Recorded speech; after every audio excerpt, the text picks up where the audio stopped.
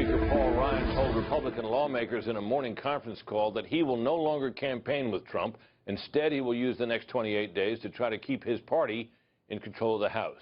Mr. Trump reacted on Twitter as follows. Paul Ryan should spend more time on balancing the budget, jobs, and illegal immigration, and not waste his time on fighting the Republican nominee. Our nightly political panel is here. Fred Barnes, executive editor of the Weekly Standard, and Molly Hemingway, senior editor at the Federalist. So, Fred, what about what Ryan said today? Was this a wise move, a signal to his charges in the House of Representatives as to how they ought to pursue this? What? I think it was a mistake. And here's why it was a mistake. There's nothing wrong with Paul Ryan deciding not to campaign for Trump or not to defend Trump. That's fine. But why announce it to the world? You know, that's going to make Trump mad, and he'll fire back with a tweet. Of course he did. And here we have Republicans in disarray again. There's chaos and so on. Paul Ryan didn't need to do that.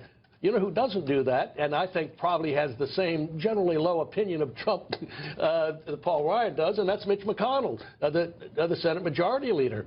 He's not out there defending Trump or campaigning for him, but he doesn't talk about it. Yeah, Molly?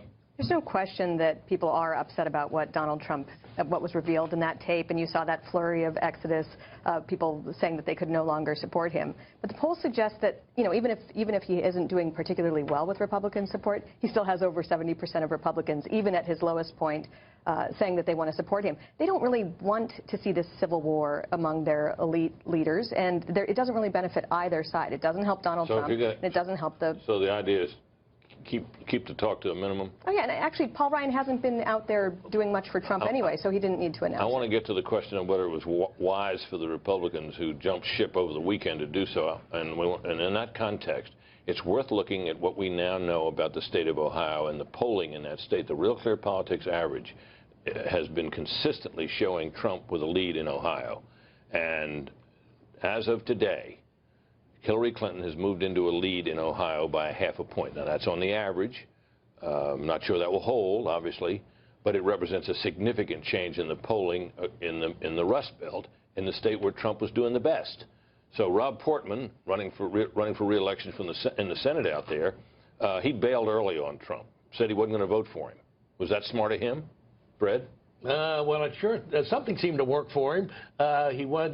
He's running against a weak candidate, but he's the poster child of candidates running for the Senate or House with Trump at the top of the ticket. He's doing very well. Look at this. It's on the screen now. In a two-way race, it's a full point, and a four-way race, a ½ point. Molly, your thoughts on the people who've deserted him, particularly including Rob Portman in Ohio? My own thinking on this is that there was nothing in that tape that was different from everything we have known about Donald Trump. So the exodus that's happening now is not because people are suddenly surprised to learn that Donald Trump is who we've always known who he is. They're bailing on him in large part because he's doing so poorly electorally. Well, I know, but isn't what we're seeing now in the polling that's available to us, particularly the Wall Street Journal poll, a sign that video went down very badly with a lot of people, and that while you might not have been shocked, and maybe I wasn't shocked, a lot of people apparently were shocked. Oh, it absolutely went over poorly with people. I don't think people were aware, maybe, that they hadn't listened to Howard Stern audio where Donald Trump says very similar things. They hadn't read the book where he talks about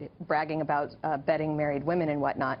But also, I think there's something of a self-fulfilling prophecy here. Media are absolutely apoplectic about this, and there are certain Republican officials who are feeding into that. And I think that also creates a dynamic that is feeding into these polls. Yeah, let's take a look at who some of the main figures were who bailed on Donald Trump over the weekend. I think we can put it up on the screen. There's a set of about 10 of them, and that doesn't represent, you know, that doesn't represent anything like the full complement, because there's a whole slew of House members who did as well. Obviously, they're heading for the exits because they're afraid that he'll drag them down. Would it have been wiser for them, Fred, to do what you say Paul Ryan didn't do, and just move away from him quietly, or do you have to say something in light of it? Well, I think they have to say something, and they're all worried about getting elected or reelected, and they assume, of course, that Trump's not going to win. If they thought Trump was going to win, they wouldn't be out there putting distance between themselves and Trump. But they don't want him to, while he loses, they don't want him to drag them down to office. And it's self-preservation, and it's not unusual. Well, you know, Molly, I would say that I think it's been true from the very beginning that what so terrified a lot of Republican office holders and mainstream Republicans about Donald Trump was that he would lose in such a landslide that not only would they lose the Senate, which is going to would be tough for them to carry anyway with the lineup, but might lose the House as well, where they've had a very strong margin of majority over there. And that is a very legitimate concern. That was one of the best arguments people had about why you wouldn't nominate someone like Donald Trump. What was interesting is that up until quite recently, it seemed that people were viewing Donald Trump differently than they view their House and Senate candidates. I think that it's hard to compare this to previous years in that nobody really thinks that Donald Trump is much of a Republican, and he doesn't seem that interested in presenting himself as much of a Republican. So it's not very common that you will see a split ticket. It's always a pretty small percentage of the population.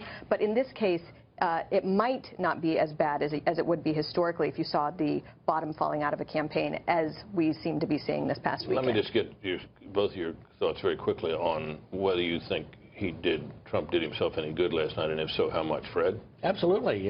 You know, I think he underpolls a point or two anyway, and he may have gotten 3 or 4 points. So, you know, this brings him up, depending on your poll, use the Wall Street Journal poll, that should bring him up to 5 or 6 points behind. That 5 or 6 points is going to be hard to get, though. In the last month, Molly? It was huge. He had a very good night, and it was important for him to do that.